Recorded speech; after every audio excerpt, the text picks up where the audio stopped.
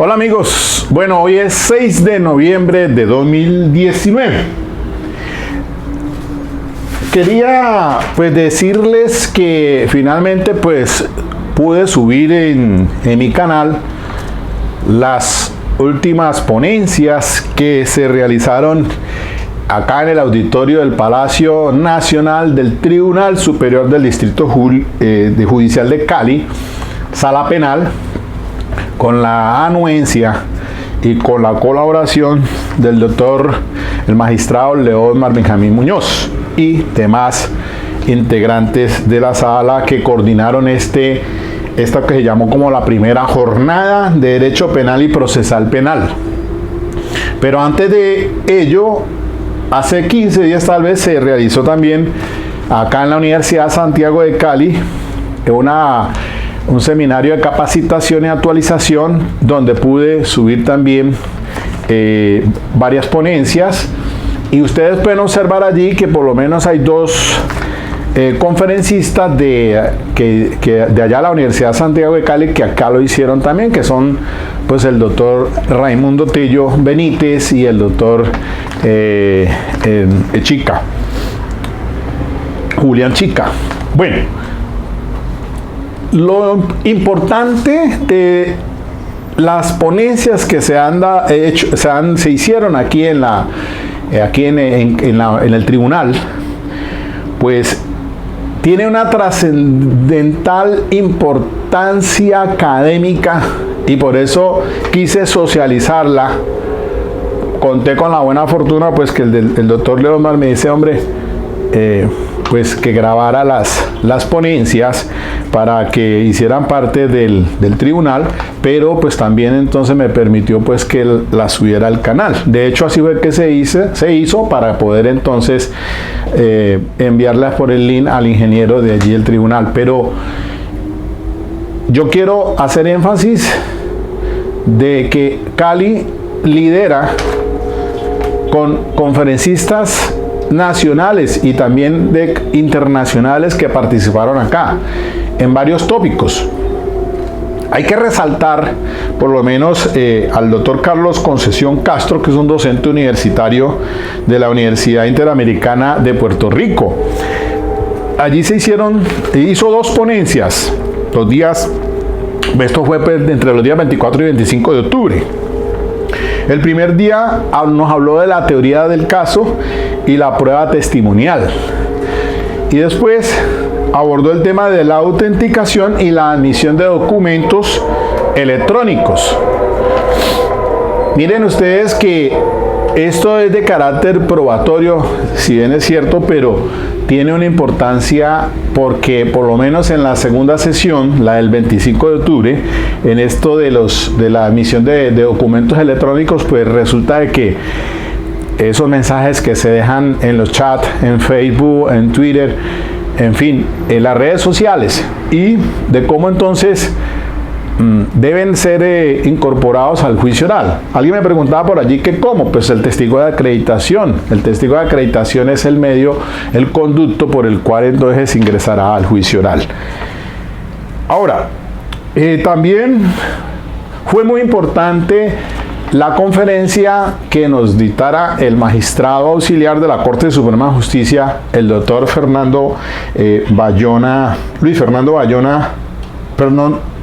Luis Fernando Bedoya Sierra, quien nos habló de la evolución jurisprudencial. Fueron dos sesiones que ustedes pueden observar allí, pero miren, les digo lo siguiente, que una de las personas más autorizadas en este momento es el doctor Bedoya, porque él trabaja allí en el despacho de la doctora Patricia Salazar Cuellar. De hecho, él ha participado en varias conferencias aquí en Cali, y hay unos temas muy puntuales allí, por ejemplo, por lo menos de los que yo manejo aquí constantemente, que son en relación con los delitos de carácter sexual. Pero les recomiendo esa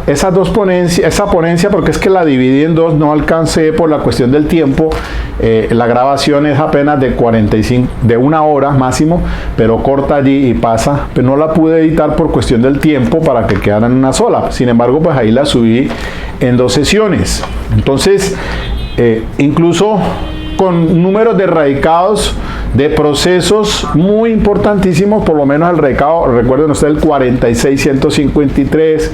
ese es del 2015, de la autora Patricia Salazar Cuellar, una sentencia, una providencia de la Corte Suprema Hito, marca una línea jurisprudencial, y así como esas hay muchas allí que cita el doctor. Y entonces es de carácter más que todo probatorio. Mire, es tan importante esas decisiones que después de un lustro de vigente ya la ley 906 del 2004, pues ahora ha ido matizando la Corte Suprema de Justicia muchos temas. Y entonces cuando se trata por lo menos de delitos sexuales, pues hablamos ya, hay varios tópicos allí sobre la prueba de referencia, sobre el tema de las declaraciones antes del juicio oral de los menores, cuando se deben de llevar a juicio, cuando no se llevan a juicio oral, asuntos que los hemos, o por lo menos aquí lo he tocado muy ampliamente. Y el principio de inmediación, el de contradicción, el de confrontación, esencialmente. La corroboración periférica, esos temas que han ido siendo pues allí plasmados en esas decisiones de la Corte Suprema de Justicia para abordar esos asuntos. Además, el magistrado nos hizo una ilustración muy clara y precisa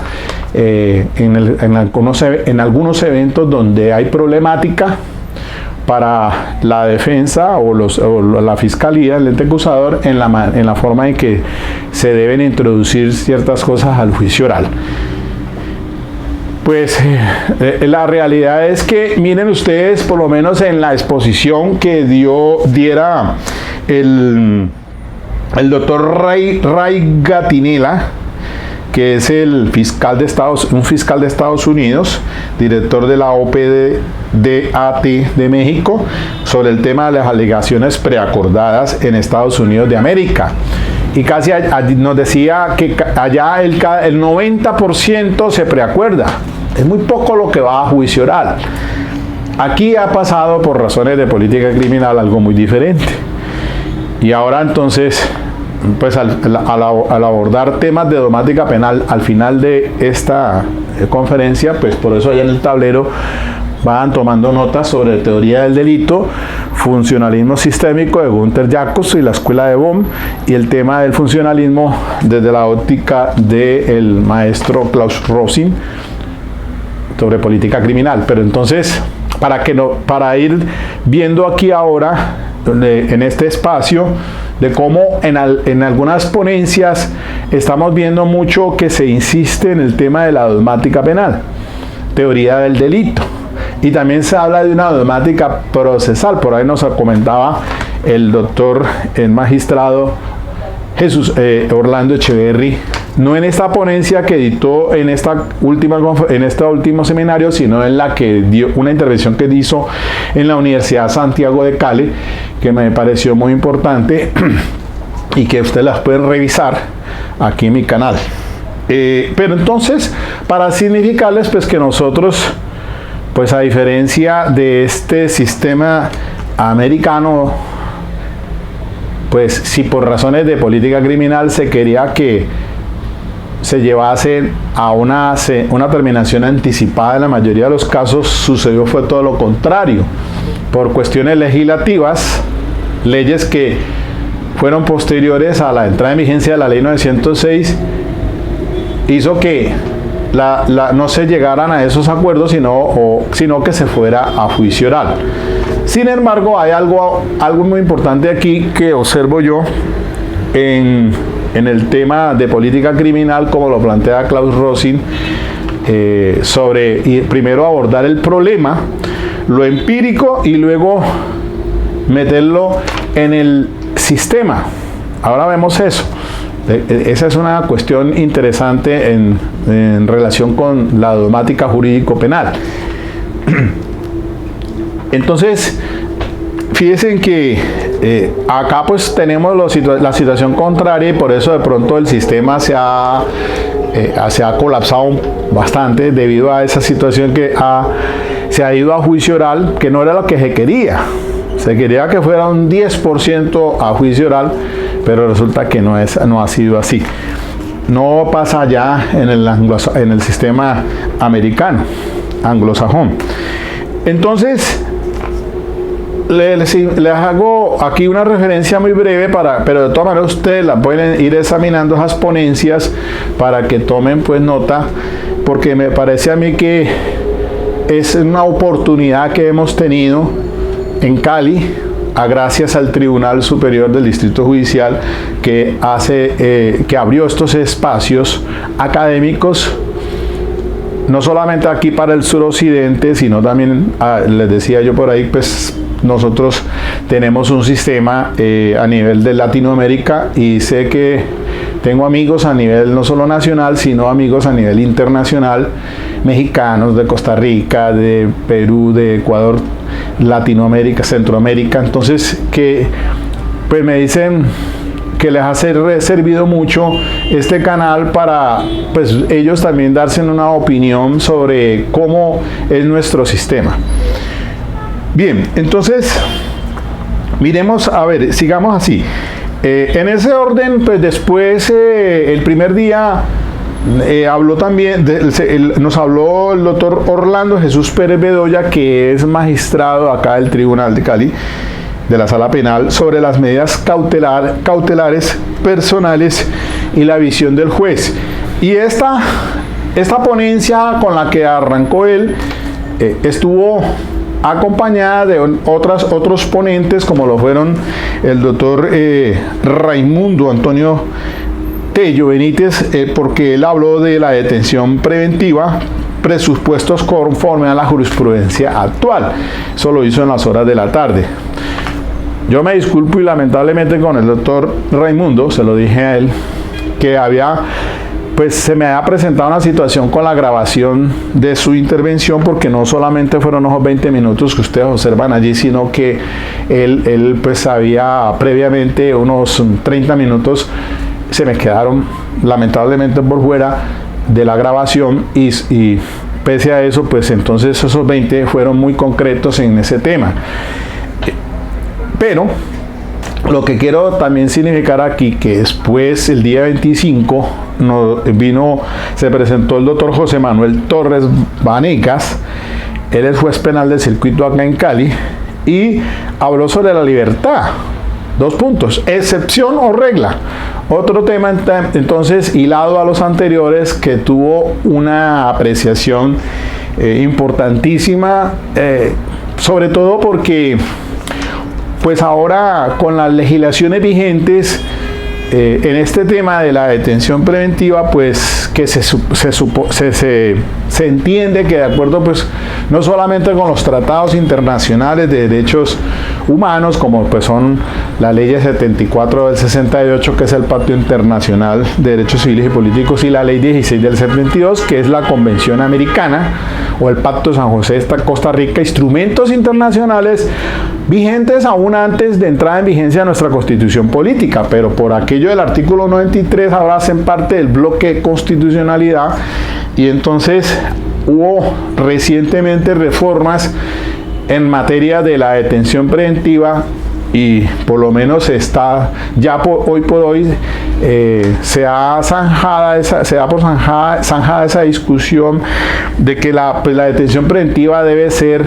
en esencia lo excepcional, que primero hay que mirar entonces si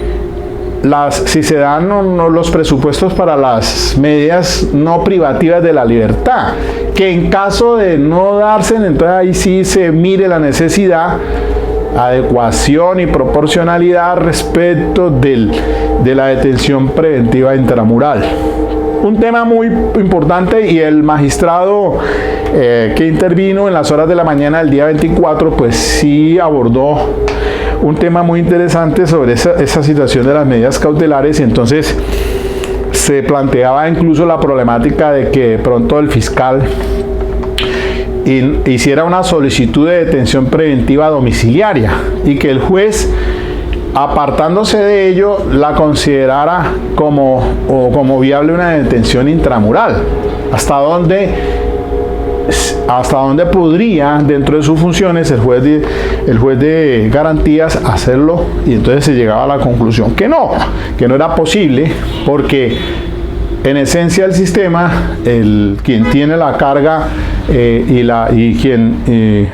pone a funcionar el sistema, pues realmente es el fiscal, el general, los subdelegados, para hacer esas solicitudes. Es un sistema donde tiene que haber un petitum, una petición de parte del fiscal,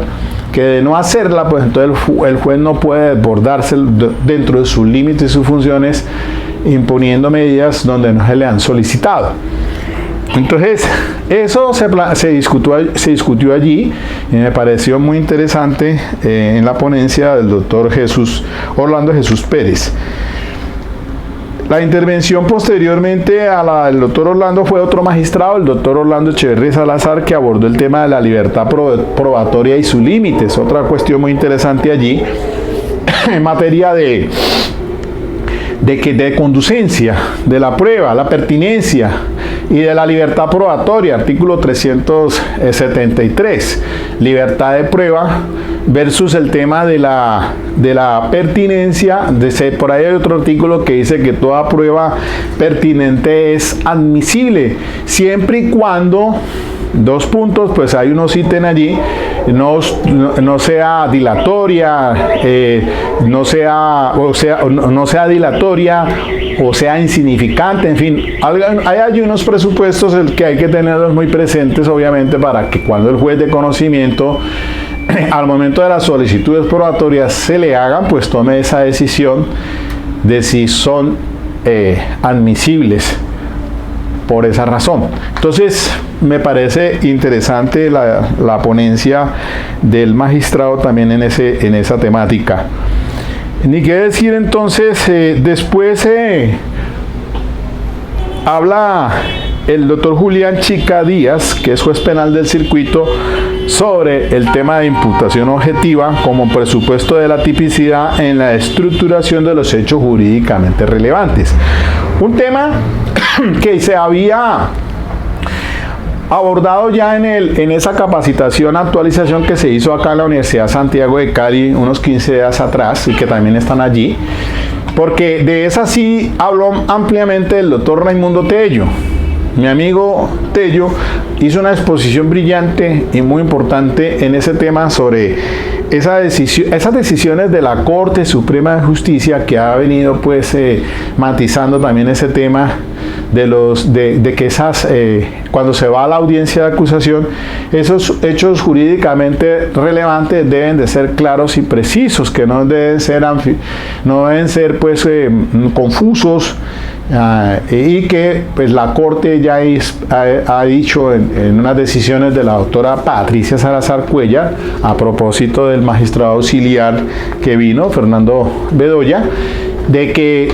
una cosa son los hechos jurídicamente relevantes, otra cosa son los hechos indicadores y otra cosa son los medios de prueba. Que el fiscal no puede mezclar una cosa con la otra, y que se concluye, no solamente lo dice el doctor Tello, sino que también lo dijo también acá en el seminario otro de los conferencistas, de que esas audiencias de acusación pues no deben de ser tan farragosas. Esa es la palabra, farragosas. Cuando se está ante unos hechos jurídicamente relevantes claros, pues, y si se tiene en cuenta todo el tema de teoría del delito, de dogmática, como lo vamos a ver ahora, no solamente con el tema que nos trabajó Julián Chica, sino también un magistrado de la Justicia Especial para la Paz, que es el doctor magistrado Adolfo Murillo Granados, también acá de nuestro terruño, y que pudo hablar sobre teoría del delito en cuanto a la formulación de imputación y los hechos jurídicamente, y la formulación de acusación, perdón. Entonces allí se trabajó ese tema. Exactamente, entonces quería llegar a esto porque resulta de que una de las cosas que a mí me apasiona pues es el tema de teoría del delito. Entonces encuentro muy valiosa esta obra de dogmática del doctor Ezequio Manuel Sánchez, la dogmática de la teoría del delito, evolución científica del sistema del delito, porque pues tenemos que hoy por hoy, miren nada lo que aparece actualmente, el juicio de imputación se fundamenta en la delimitación de ámbitos de competencia. Solo se responde de conductas o resultados, entre paréntesis, acción o por omisión, que debo desarrollar o evitar en virtud de los deberes que surgen de mi ámbito de responsabilidad y que se desprenden de la posición de garante. Eso es el funcionalismo sistémico de la llamada escuela de Bohm. Ya usted les decía el otro día, y todavía tengo esa revista, esa es una revista de la Justicia Penal Militar, en la que el doctor Eduardo Montealegre Linet hizo una exposición sobre introducción a la obra de Günther Jacobs, y entonces de ahí les traigo de esa primera parte. Y pues hoy tenemos un referente muy importante que es el artículo 25 de nuestro Código Penal, la ley 599 de 2000. Entonces, sin embargo, pues también acá en la obra de Ezequio está entre paréntesis esa parte que al final la voy a leer así. Mientras que el funcionalismo de Klaus Rosin, el de política criminal, va entonces más allá de esa sistémica penal debatida hasta el momento. Es decir, pasando del finalismo, porque pues, Klaus Rosin, recordemos, es nacido en Hamburgo, Alemania, en 1931. Aún vive el maestro, el gran penalista alemán. Y entonces él después todavía creo que es docente en Múnich, la Universidad de Múnich, y reemplaza a Maurach, otro gran penalista, y su posición es así, es decir, su criterio se interesa sobre todo por orientar la dogmática jurídico-penal hacia la solución de problemas sociales, vinculando la estructura del delito a la política criminal. Este es el llamado cambio del sistema al problema, que en el profesor alemán no es una sustitución del pensamiento sistémico por el problemático, sino más bien una vinculación a través de la política criminal. Entonces, primero se debe ir de lo empírico, del problema, y luego al sistema. Una interesante posición. Es decir, eso es como nos lo dice aquí Ezequio en su obra, el maestro Klaus Rosin, pues ahora se tiene como un derecho penal abierto, no cerrado como en el finalismo. Dice en esta obra,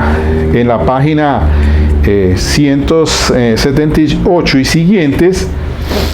dice, más que todo me ubico en la página 179. En este sentido, el sistema penal propuesto por Rosin, al contrario de lo planteado por sus antecesores, finalismo y causalismo, es un sistema abierto y no cerrado. En efecto, el causalismo y el finalismo propusieron esquemas del delito que intentaban ser dogmáticamente coherentes desde la perspectiva de un sistema penal cerrado, es decir, libre de consideraciones ajenas al derecho, a la ciencia del derecho. La importancia del pensamiento vanguardista de Rosin radica en concebir el derecho penal como un sistema abierto a decisiones político-criminales.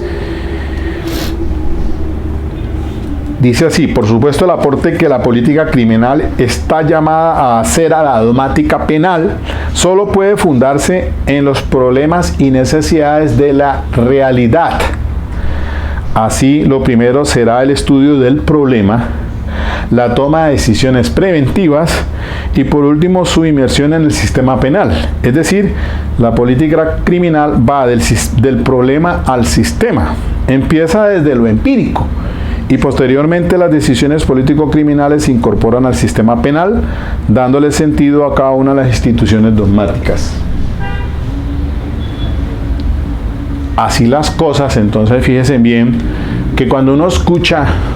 estas ponencias, pues nos dan, sobre todo, escuchen ustedes al magistrado de la Justicia Especial de Paz, la JEP,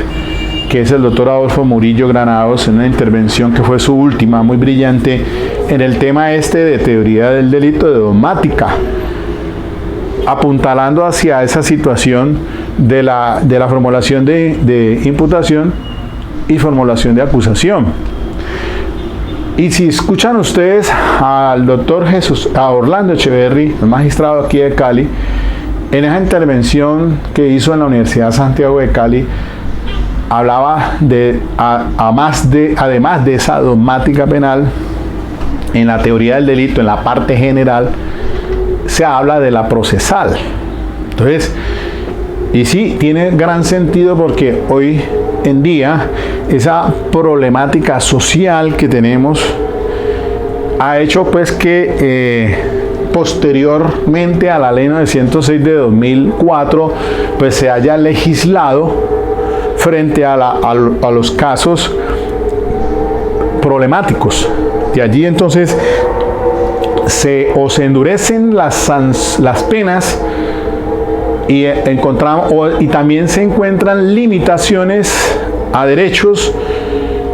y entonces eso hace que el sistema sea más cerrado frente al tema de las libertades, por ejemplo, y eso tiene consecuencias en los operadores. Por eso muy difícil para un juez de control de garantías en el tema de los delitos de carácter sexual al momento de imponer una medida intramural, que casi en esencia es el 100%, sin que a veces se les tengan en cuenta situaciones pues en la que podría ser diferente esa imposición de medida de aseguramiento. Por lo menos si miramos el sistema anglosajón, pues hay otros tipos de garantías, digámoslo así, para imponer ese tipo de medidas. Allá se habla de fianza, se hablan de otros medios en los cuales se garantiza la comparecencia de esa persona al juicio oral y a la posible o eventual imposición de sentencia. Pero aquí uno siente ese sinsabor muchas veces frente a esa clase de delitos, ¿no? Así puede ser que en otras conductas punibles pues la situación es diferente,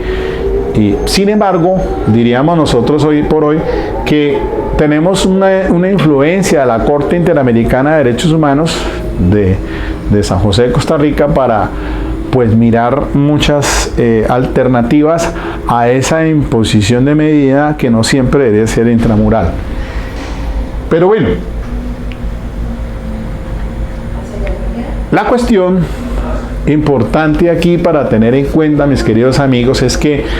cuando se habla de esa dogmática procesal, fíjense bien, que tiene un eco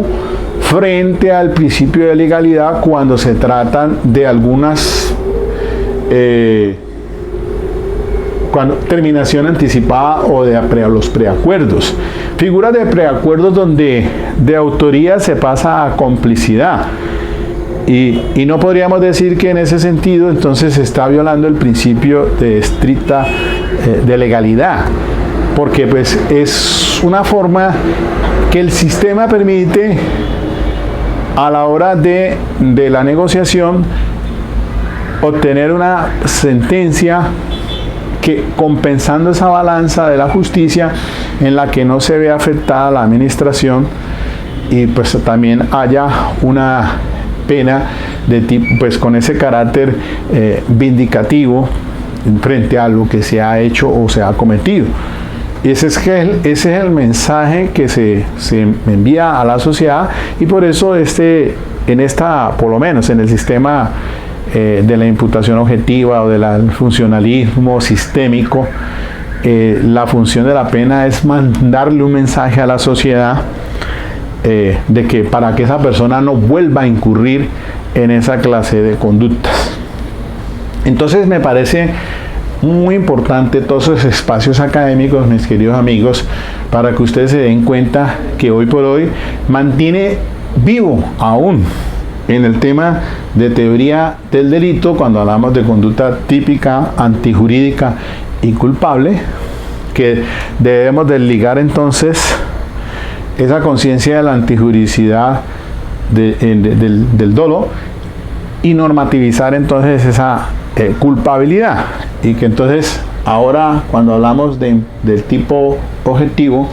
y el tipo subjetivo, en la que incluimos ese dolo avalorado y la culpa o la pretensión. Entonces todo eso es interesante y que debemos recalcar. Por eso la queja del magistrado Adolfo Murillo Granados, de que un mensaje que se le debe enviar a las universidades para estos jóvenes que son la nueva generación, y lo explicaba muy bien él en su intervención, que cuando en otrora veíamos nosotros penal general, penal especial 1, penal especial 2, procesal, ahora hablan de teoría del delito. Entonces, a fin de que pues mantengamos esa llama viva de interés frente a esa dogmática jurídico-penal, y que la veamos desde el punto de vista como lo plantea el funcionalismo de Klaus Rosin, política criminal, ir del problema al sistema para solucionar efectivamente, entonces, como se dice allá, solución efectiva de los problemas políticos sociales en el campo pues del derecho penal. Los dejo hasta aquí nomás, mis queridos amigos. Quería hacerles esta intervención, aclaración respecto a lo que se planteó allí, y la única finalidad que pretendo yo pues es que no escuchen siempre al mismo cura dando la misa, sino que ustedes escuchen también allí. Y me ha parecido importantísimo esas ponencias que les sirven, y se las recomiendo para que las vean una y otra vez, y ustedes entonces pues saquen sus conclusiones.